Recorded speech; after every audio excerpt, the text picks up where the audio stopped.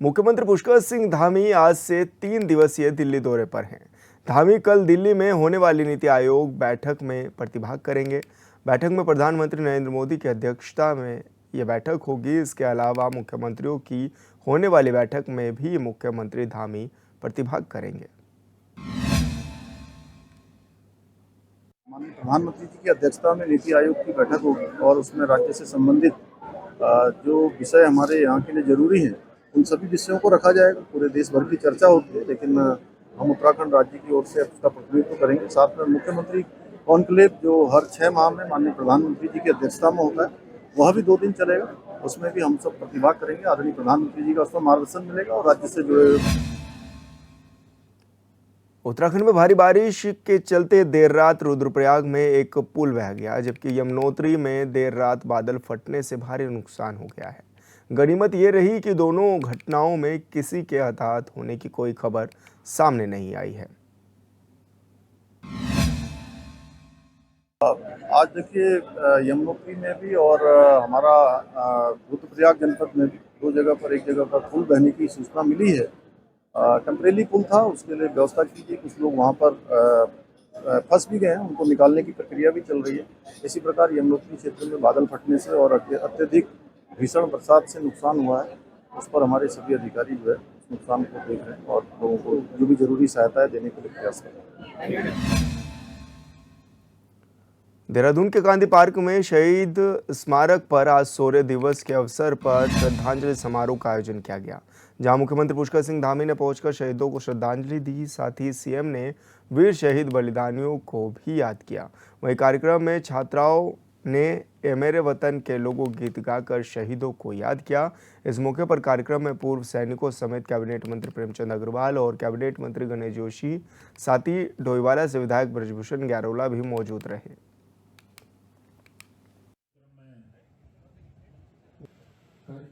कि पूरे विश्व के लोग जो नहीं चाहते कि भारत मजबूत भारत बने, भारत सशक्त भारत बने, भारत शक्तिशाली भारत बने, ऐसे लोग सारे षड्यंत्रों के तहत भारत की गति को रोकने के लिए प्रधानमंत्री मोदी जी की गति को रोकने का प्रयास उन्होंने पिछले चुनाव में किया है।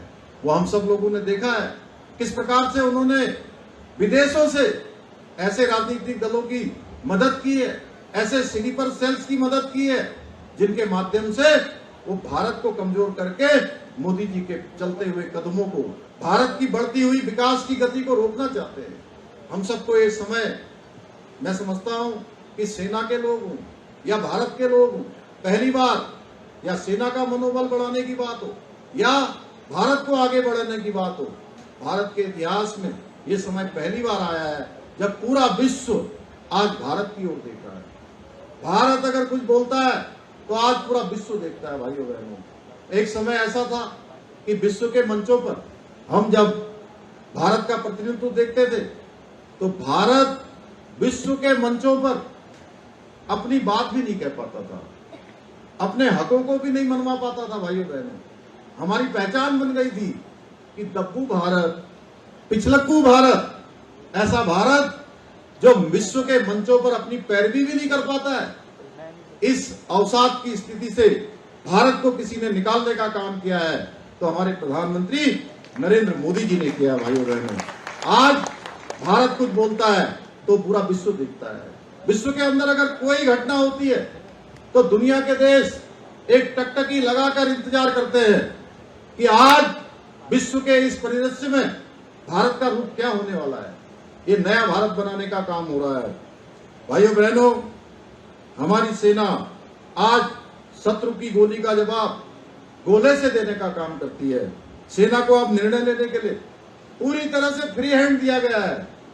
एक समय था, हमारे सैनिक जानते हैं कि अगर सीमा पर हमारे सैनिक मोर्चा संभालते थे, दुश्मन की गोली आती थी, हमारे सैनिक शहीद हो जाते थे तो उनको पूछना पड़ता था कि गोली चलानी है कि नहीं चलानी है, गोली का जवाब देना है कि नहीं देना है।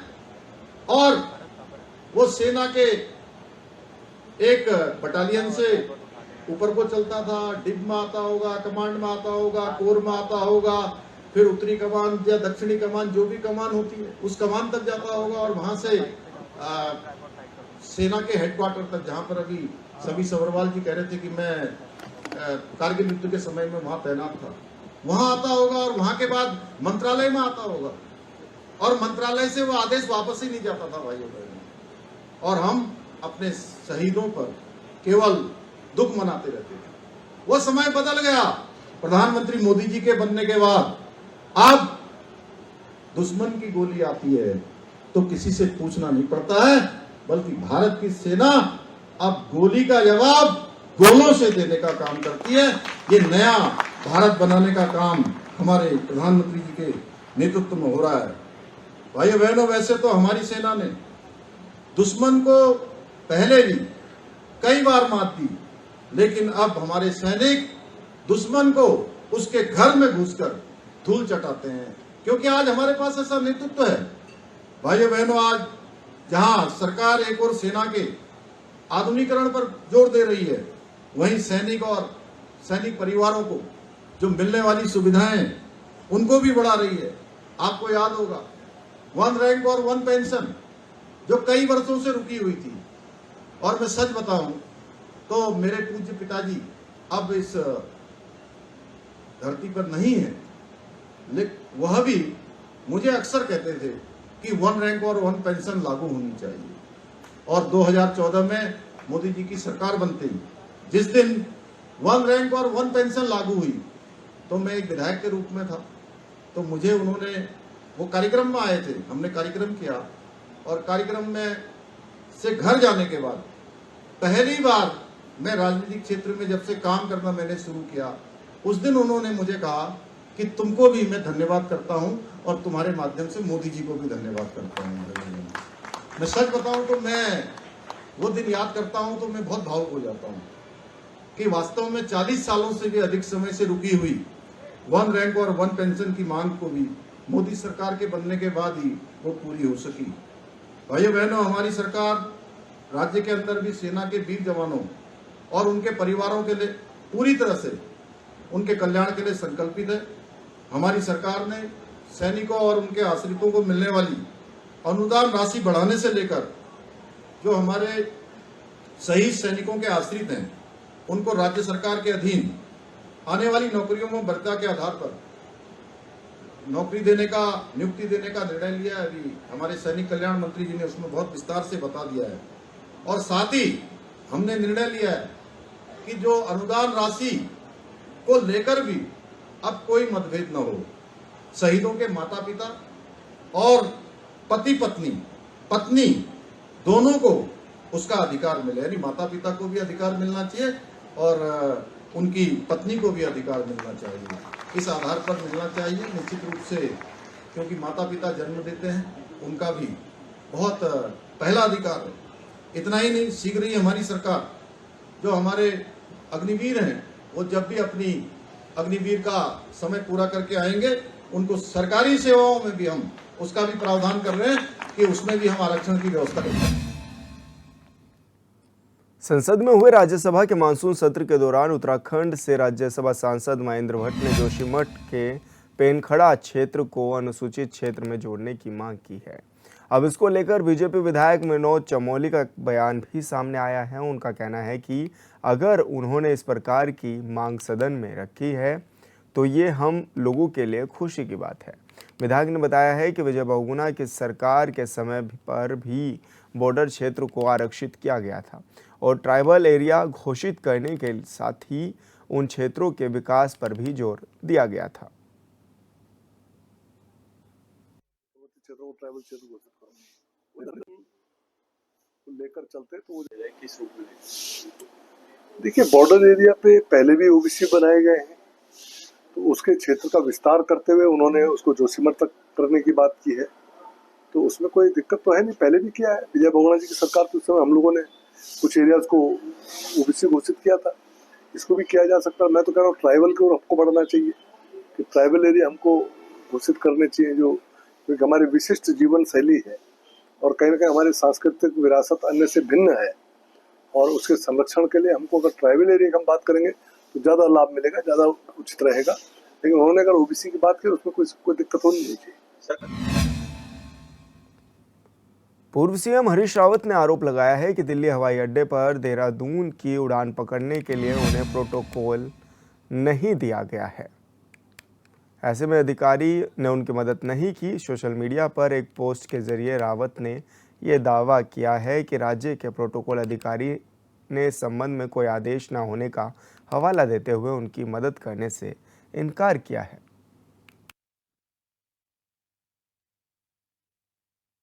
मैं कल जो है कांवड़ के लिए मुझको लगा मैं पहुंच पाऊंगा नहीं पहुंच पाऊंगा, तो किसी अधिकारी को हमने टेलीफोन करके कहा कि हमको भाई हम एस्कॉर्ट भी नहीं मांग रहे, तो वो चीता जो भी है, हमने कहा भाई वही हमको ले जा देगा करके, तो वो भी नहीं मिल पाया।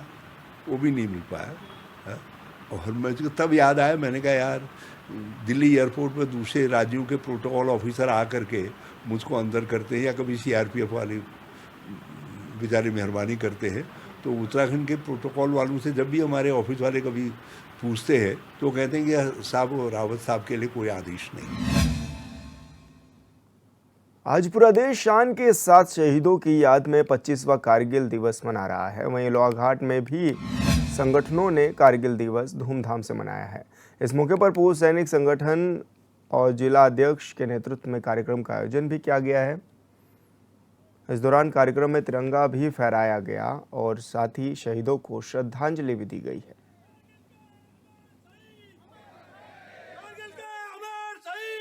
मतलब जो है कि लड़ाई जब शुरू हुई तो हमारे पास काफ़ी मुश्किल की समस्याएं थी।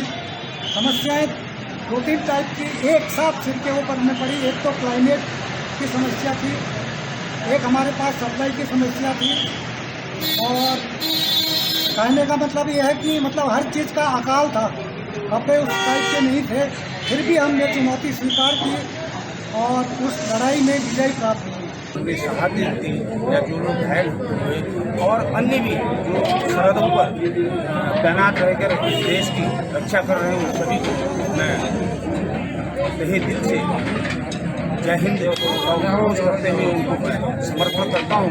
और उनका जो आज का दिन है, उन वीर माताओं को, वीर उनके जो वंशज हैं, उन सबको मैं अपने तहे दिल से धन्यवाद अदा करता हूँ। इसी गजरे की खुशबू को महकता छोड़ आया हूँ, मेरी नन्ही सी चिड़ियाओं को सहकता छोड़ आया हूँ। अपनी छाती से तू लगा लेना भारत माँ, मैं अपनी माँ को की बाहों को तरसता छोड़ आया हूँ। मैं सुल्तान major honorary captain Rajendra Singh Dev, Uttarakhand पूर्व सैनिक संगठन लोहाघाट चंपावत। आज कारगिल दिवस की 25वीं वर्षगांठ सिल्वर जुबली के शुभ अवसर पर हमारे उत्तराखंड के पूर्व सैनिक, वीर नारी, उनके आश्रितों ने कारगिल शौर्य दिवस लोहाघाट में धूमधाम से मनाया। कारगिल योद्धाओं को हम लोगों ने नमन किया और श्रद्धांजलि दी। साथ ही उनके नाम से मार्च पास्ट किया गया।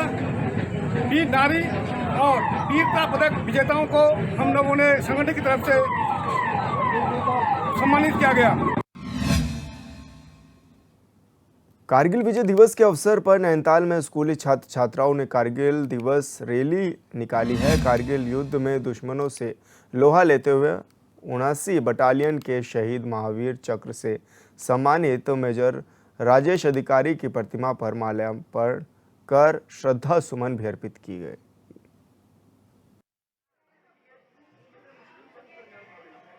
कारगिल विजय दिवस की रजत जयंती को नैनीताल जिले में वृहद स्तर पर मना रहा है।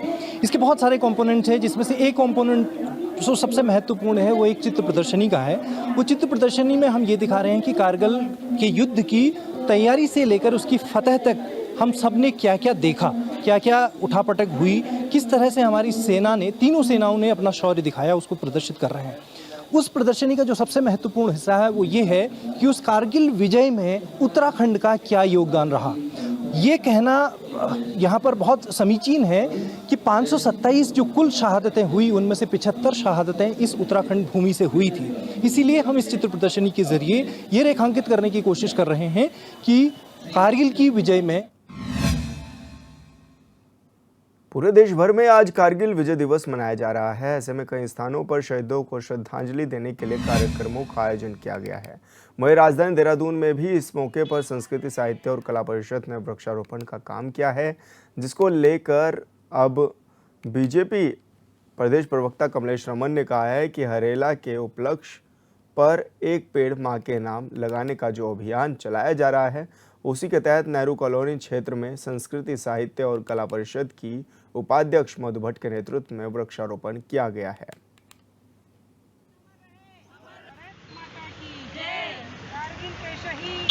कारगिल शहीदों के नाम एक पेड़ और एक पेड़ मां के नाम कार्यक्रम को चलते हुए इतने दिन हो गए हैं। आज उसी के उपलक्ष्य में एक पेड़ मां के नाम लगाया। नेहरू कॉलोनी में यहाँ पर हमने पौधारोपण किया है, जिसमें हमारी माननीय उपाध्यक्ष संस्कृति विभाग की मधु भट्ट जी मौजूद रही। तमाम सभी साथियों के साथ आज हमने यहाँ पर पौधारोपण किया है। पर्यावरण की संरक्षण की दृष्टि से आज पौधे लगाने का काम किया और पूरे भारतवर्ष में एक पेड़ मां के नाम जो प्रधानमंत्री जी का संकल्प है उसे पूरा करने के लिए तमाम प्रदेशवासी और कार्यकर्ता संगठन के साथ में मिलकर के काम कर रहे हैं।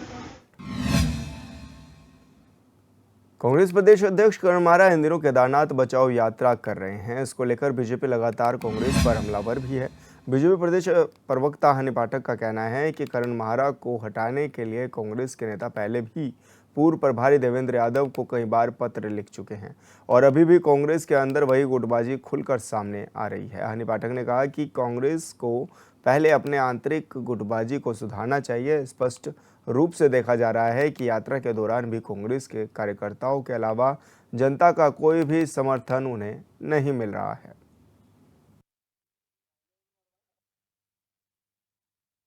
पूरी तरीके से सत्य बात है, क्योंकि उनको अपनी कुर्सी का इस प्रकार से खतरा नजर आता है। देखिए, अगर विरोध की बात करते हो तो पूर्व इनके जो प्रदेश के प्रभारी थे यादव जी, उनको यहाँ पर कितने लोगों ने पत्र लिखकर प्रदेश अध्यक्ष करण मारा को हटाने की बात करी। उनसे जिस प्रकार से यहाँ पे इनके कार्यकर्ता खफा होकर भारतीय जनता पार्टी में शामिल हो रहे हैं, उनके साथ काम करना पसंद नहीं कर रहे हैं, ये भी एक वजह है। तो ये सारी चीजों को वजह मानते हुए जिस प्रकार से करण मारा जी को अपनी कुर्सी का इतना खतरा दिख रहा है, तो वो सोच रहे कुछ ना कुछ करते रहे। और ये सोचने वाला एक और विषय है कि अब की बार ये किस पर थूकने की बात करेंगे, क्योंकि पिछली बार जब इनकी यात्रा निकली थी तो उन्होंने उत्तराखंडियत पर थूकने की बात कही थी और उसकी वजह ये थी कि ये 20 लोगों को जुटा नहीं पाए थे। अब की बार इनकी यात्रा में भी शायद इनके कार्यकर्ताओं के अलावा जनता समर्थन दे ही नहीं रही है, तो अब किसके ऊपर थूकने का बयान ये सामने लेकर आएंगे, ये देखने वाले। उत्तराखंड कांग्रेस ने प्रदेश प्रवक्ताओं और नेताओं को बिना प्रदेश कांग्रेस कमेटी के ही अनुमति के प्रेस कॉन्फ्रेंस करने पर रोक लगा दी है, जिसके लिए प्रदेश कांग्रेस कमेटी ने एक पत्र भी जारी किया है, जिसको लेकर अब बीजेपी कांग्रेस पर हमलावर है। बीजेपी प्रवक्ता हनी पाठक का कहना है कि कांग्रेस इस तरह की गुटबाजी पहले से ही देखने को लगातार मिलती रही है। का तालमेल दिखाई दे रहा है कांग्रेस पार्टी के संगठन में और प्रवक्ताओं में। गजब का ही अनुशासन है और तालमेल है कि पता ही नहीं है कि कब बाइट करनी है, कब बयान देना है, कब प्रेस कॉन्फ्रेंस करनी है। तो ये निशाना किसकी तरफ है, किसको टारगेट करके ये बोला जा रहा है, वो तो कांग्रेस के प्रदेश अध्यक्ष करण मेहरा ही जाने। और दूसरा, कांग्रेस पार्टी ये दर्शा रही है इस पत्र के माध्यम से कि उनकी पार्टी में कोई अनुशासन इस तरीके का दिखाई नहीं देता है। और कमाल की बात यह है कि कांग्रेस पार्टी के सभी प्रवक्ताओं को, इवन बड़े नेताओं को भी बैसाखी पकड़ा दी गई है कांग्रेस अध्यक्ष करण मेहरा द्वारा ये लेटर जारी करके कि तुम्हें मेरी ही बैसाखी पे चलना है, अपने कदमों को यूज तक नहीं। मानसून के दौरान राजधानी देहरादून में जलभराव की समस्या हर साल एक व्यापक रूप लेती है। ड्रेनेज सिस्टम की बेहतर व्यवस्था न होने की वजह से हर साल समस्या खड़ी हो जाती है। वहीं इसको लेकर धर्मपुर विधायक विनोद चमोली का कहना है कि जब तक शहर में ड्रेनेज को लेकर कोई ठोस मास्टर प्लान नहीं बनेगा, तब तक ये समस्या जू की तू रहेगी।